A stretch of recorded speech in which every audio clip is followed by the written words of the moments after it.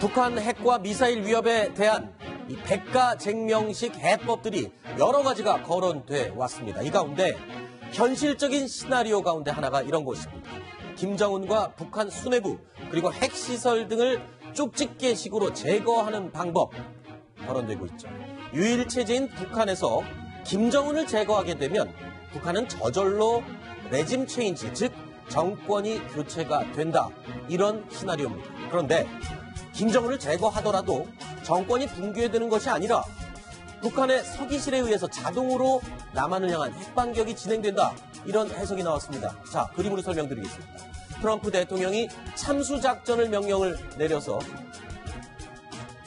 김정은을 제거하게 될 경우 당연히 북한 정권은 자동으로 붕괴될 것이다 라는 게 시나리오입니다. 그런데요, 다른 주장입니다. 북한 정권이 자동으로 붕괴가 되는 게 아니라 김정은이 참수될 경우에 서기실이 자동으로 정상 기능을 작동해서 오히려 미국과 그리고 우리 남한을 통해서 핵 반격을 감행할 수도 있다. 이런 우려의 분석이 나왔습니다. 자, 허만섭 차장님. 자, 11월호 신동아에 게재된 기사 내용인데 어떤 내용입니까? 핵심 내용이 어떤 부분이죠? 예, 그렇습니다. 구회우 전 국정원 북한 담당 기획관 1급인데요. 예, 이분이 이제 쓴 글입니다. 네. 그래서 좀 새로운 내용을 담고 있는데 그것이 뭐냐면 지금 잠깐 설명하신 대로 미국이 만약에 예방 전쟁이라든지 이런 걸 통해서 북한 김정은을 제거했을 시에 그러면 북한이 이제 전쟁 능력이나 의지를 이제 상실하게 되고 그러면 네. 급속하게 이제 북한이 좀 안정화될 것이다. 이렇게 보는 게 좀 많은 사람들의 생각이었는데 네. 김정은이 죽더라도 김정은 산하에 보이지 않는 통치 집단인 서기실이 있어서 네. 그 서기실이 김정은을 대신해서 한국에 대해서 핵 공격을 할 것이다. 아. 이런 예상인 것이죠. 자, 그렇다면 북한에 있는 서기실 과연 어떤 곳일까요? 태영호 전 북한 공사가 말하는 서기실 바로 이런 곳입니다. 한국에서 생각하는 것처럼 그 어떤 컨트롤 타워가 아닙니다. 국가안전보장회의처럼 그런 정책을 컨트롤하는 데가 아니고 모든 부서에서 올라오는 정책을 모아서 김정은한테 전달하고 김정은의 지시를 하다라는 이런 3층 서기실이라는데 3층 서기실이 있다는 전제는 북한 일반 사람들은 몰라요. 김정은이가 핵실험을 성공했다거나 미사일 실험을 성공했다 할 때는 사람들을 불러서 그 건물 앞에서 사진 찍어요. 그 건물을 북한에서는 3층 서기실이라고 합니다. 그 밑에 중앙당 조직 지도부가 있어요. 중앙당 조직부에서 북한사의 전반을 이제 통제하고 운영합니다. 실제 뒤에서 조종하고 목칠로문 치고 이렇게 하는 사람들은 언론에 절대 나오지 않습니다. 가령 한국 참수부대가 들어가서 재령에부터 항병서 지금 북한의 이름에 나와 있는 사람들 싹 다 제거했다 해도 정상적으로 쭉 가동되는 이런 체제입니다.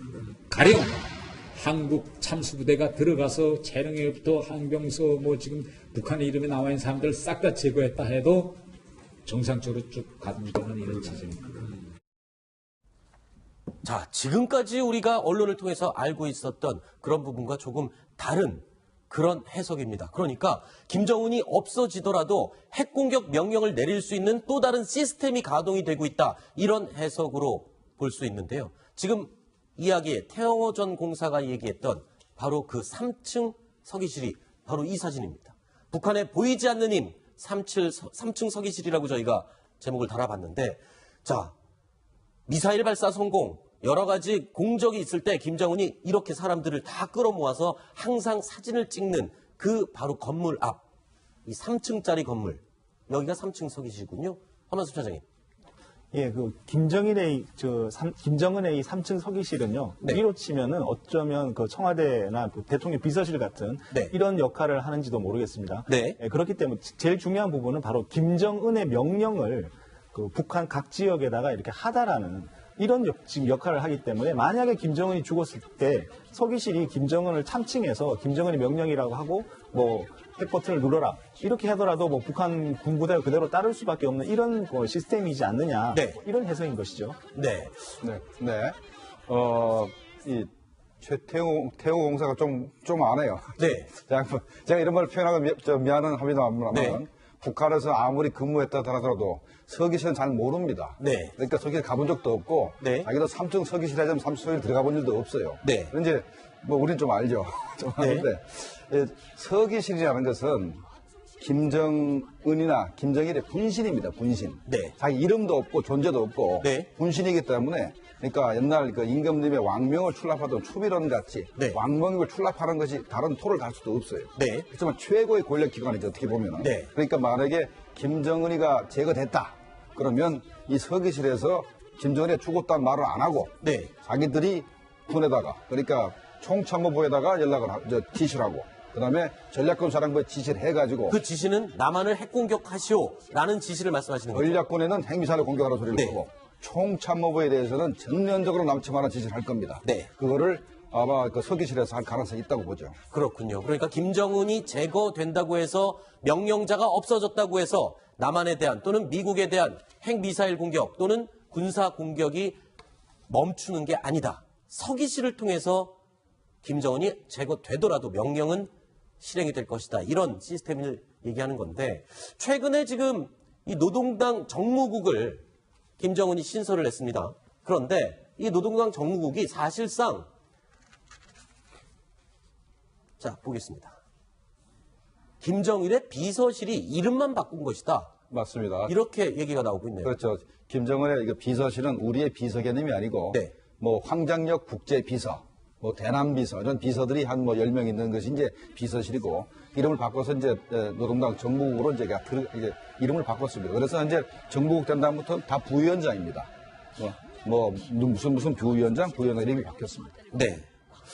자, 지금까지 미군은요, 이 전략 폭격기를 동원해서 훈련을 하고 있고 한반도에 순환 배치를 하고 있습니다. 그만큼 참수 작전을 반드시 성공할 것이다라는 가정 하에 지금 움직이고 있는 건데, 자, 일단은 김정은이 제거돼도 북한 체제는 정상적으로 가동될 수 있는 그런 시스템을 갖추고 있다. 이런 지금 상황인 거잖아요. 예, 지금 그 미국 국방장관은 뭐 서울에 큰 피해를 주지 않는 군사 옵션도 있다. 뭐 이런 식의 얘기를 그랬었죠. 하거든요. 그래서 북한을 만약에 미국이 뭐 예방 공격을 하더라도 서울은 뭐 큰 피해가 없을 것이다라고 미국 쪽에서는 낙관하고 있는지도 모르겠는데 이런 뭐 김정은의 분신과 같은 이런 뭐 집단들이 뭐 이렇게 북한 내에 이렇게 곳곳에 포진돼 있다면 이 참수 작전의 효과가 과연 어떨까라는 의구심이 좀 생길 수도 있고요. 그 다음에 이런 서기실의 존재를 만약에 군이 알고 있다면 네. 서기실을 어떻게 그럼 무력화할 수 있느냐. 그러니까요. 그 방법까지 또 같이 또 생각을 해야 되니까 훨씬 더 좀 복잡해지고 있다 이런 생각이 듭니다. 네. 자, 그렇다면 한반도에서 전쟁이 일어날 가능성은 얼마나 될까요? 15% 정도 된다라는 분석이 나왔습니다. 자, 그리고 미국 트럼프 대통령이 잘못된 판단을 해서 전쟁이 일어날 가능성이 있다. 이런 분석이 나왔습니다. 자, 허만섭 차장님. 이런 분석을 어떻게, 뭘 기준으로 나온 겁니까? 그러니까 한반도에서 지금 현재 전쟁이 일어날 가능성 15% 정도. 그리고 트럼프 대통령이 오판을 한다. 어떤 오판을 말하는 건가요? 예, 지금 15%라는 것은 아마 이런 것 같습니다. 제가 좀 기사를 좀 보니까 네. 김정은이 오판을 할 가능성이 일단 상존하고요. 네. 그래서 뭐 도발을 할 가능성이 있고요. 또 한 가지는 트럼프 대통령이 또 오판을 할 가능성이 있고요. 네. 그다음에 문재인 대통령을 비롯한 한국 정부가 이런 한반도 주변 군사적인 정세에 대해서 잘못 판단을 할 네. 가능성이 있습니다. 이렇게 3자가 같이 이렇게 오판을 했을 경우에 네. 예, 그런 확률은 좀 크지 않기 때문에 그렇지만 영 없지도 않거든요. 그래서 네. 15% 정도라고 보고 있고요. 가장 큰 그 기저에는 북한이 육자 핵실험을 했고 ICBM 발사를 했고 이래가지고 지금 그 북한과 미국 간의 군사적인 어떤 긴장이 굉장히 높아지고 있다라는 네. 이런 환경이 주변에 있기 때문에 15%라는 말이 나오는 것 같습니다. 알겠습니다. 네, 미국 측에서도 트럼프 대통령이 북한을 공격해서 전쟁이 발생할 가능성을 15%로 최근에 본 적이 있기 때문에 네. 이분도 같은 그 퍼센트를 쓴 것 같습니다. 알겠습니다. 자, 최근까지 트럼프 대통령은요, 북한의 핵과 미사일 위협에 대해서 아주 완전한 준비가 돼 있다라는 말을 했었죠. 들어보시죠. We are so prepared like you wouldn't believe. You would be shocked to see how totally prepared we are if we need to be. 자, 트럼프 대통령 일단 참수작전, 김정은을 제거하거나 생포하는 참수작전, 그리고 또 주요 핵시설들을 파괴할 수 있는 외과 수술식 선제 타격 이 두 가지를 완벽하게 성공할 수 있다라고 철석같이 믿고 있습니다. 확신을 하고 있는데 글쎄요. 이론적으로는 가능하지만 실제로도 이게 완벽하게 성공하리라고 보장할 수는 없는 거 아닙니까? 뭐 이론과 실제는 차이가 있을 수 있죠. 네. 그러나 이제 그 미국은 이론과 실제를 이제 똑같이 만들기 위해서 이제 많은 노력을 하게 되는데 네.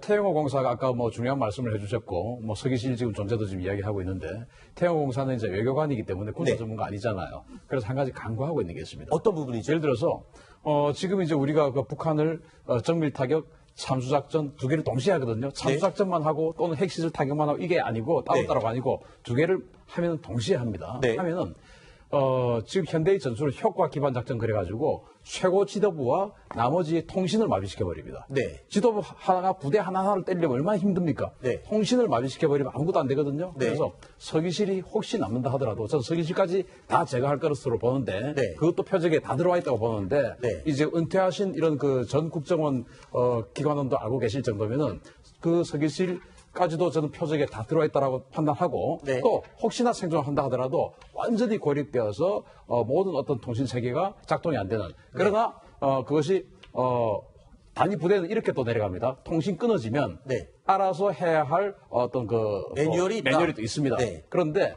이게 이제 그 우리는 자꾸 정밀 타격 바로 어느 날 갑자기 아침에 이게 아니거든요. 네. 심리전하고 모든 것이 다 들어가기 때문에 이라크의 공화국 수비대가 무너질 것처럼 도미노처럼 무너질 가능성도 없지 않아 있다. 그리고 우리가 참수작전, 정밀 타격 반드시 성공한다는 그런 확신은 사실은 금물입니다. 네. 제가 일단 글 쓴 사람에 대해서 조금 얘기를 하면은 네. 이분은 국정원 원래 출신이 아니고 네. 밖에 학자 중에서 한 1, 2년 계약을 해서 잠깐 왔다가 간 사람입니다. 네네. 그래서 원래 국정 출신이 아니고 그다음에 이제 우리 신인균 대표가 말씀하신 분 그 얘기가 아주 신빙성이 좀 있습니다. 네. 그럴 가능성이 있죠. 그런데 이제 내가 만약에 김정은이라면 서기실에다가 또는 전방군단에다가 네. 전방군단에다가 평양에 일단 폭탄이 하나 떨어지면 혹시 아니면 내가 죽거든. 그 죽는 거 소리 절대 안 할 겁니다. 아, 그렇습니까? 평양이 공격받으면 네. 무조건 전방군단은 남지 마라라고 지시를 내려놓겠습니다. 이미 선지시를 내려놓은 상태일 가능성이 높다. 그렇게 해놨을 가능성이 있습니다. 네. 그러니까 이게 뭐 그 바늘 하나 들어갈 틈 없이 물밀듯이 이렇게 공격을 해서 북한을 완전히 그냥 그 짧은 기간 내에 무력화하면 좋겠지만 네. 지금 이 구혜우 씨 얘기에 따르면은 북한이 뭐 핵무기를 한 60개 정도 가지고 있는데 그중에 고농축 우라늄탄이 한 20개 정도 되는데 특히 이 고농축 우라늄탄이 어디에 있는지 도저히 행방을 알 수가 없다. 아. 만약 이 중에 한 개라도 어떻게 못 찾으면. 잘못 날아오면 어떻게 되는 거냐 네. 뭐 이런 건데요. 근데 사실은 이런 그 어떤 북한의 반격에 대한 어떤 공포 이것 때문에 지금 북한의 핵 문제가 지금 1990년대부터 그렇죠. 지금까지 이렇게 계속 이어진 측면이 있습니다. 네. 이제 그 이라크 전의 전례를 보면 공화국 수비대 뭐 정말 강력하다고 했지만 미국이 각종 작전을 통해서 한 번에 도미노처럼 무너지게 만들었고 그 작전을 해서 실제로 바그다드를 점령했던 사람이 바로 제임스 매티스 당시 해병대 1사단장이에요. 그렇군요. 그 사람이 지금 국방장관이기 때문에 네. 이러한 작전을 잘 알고 있을 겁니다. 네. 알겠습니다. 자, 이와 관련된 소식 세 번째도 준비되어 있습니다. 오늘이 11월 1일인데요. 11월 위기설이 또 솔솔 흘러나오고 있습니다.